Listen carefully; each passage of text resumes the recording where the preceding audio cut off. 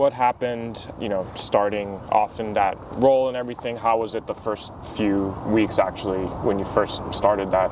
So I had interviewed for this role, and the skills required were good communication, and that you had to have some sort of a degree. Was it competitive?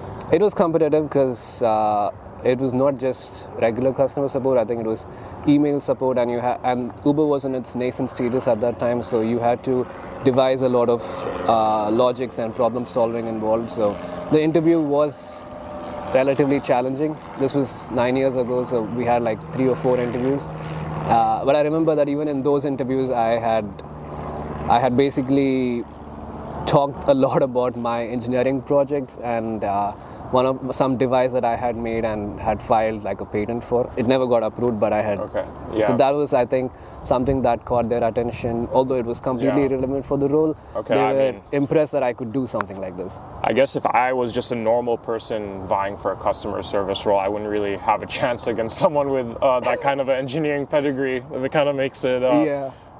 You can kind of tell the competition or what it takes just to get like a normal job where those skills don't really match, but it helps you so much just to get an advantage over other candidates. Yeah, and thinking of it, I don't think it was anything to do with my skills at that point. It was probably the vibe I was giving off is that I was not too desperate for the job, which allowed me to remain confident and also,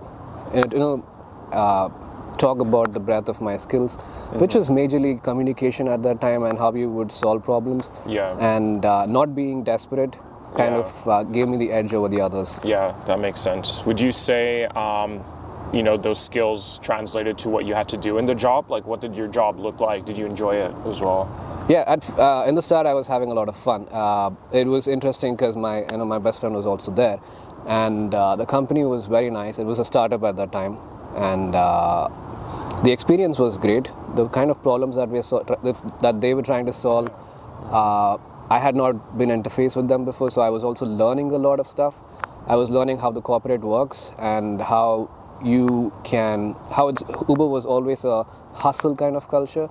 So if there was a problem that needed fixing and nobody was fixing it, and if you noticed it, you can become an owner of that project. Mm-hmm. You can take ownership and solve that problem. And that kind of a mindset really helped me grow because I was able to identify so many things that needed fixing. And if nobody raised their hand, I would be the first one to go ahead and say, hey, I think this needs fixing and I'll do it.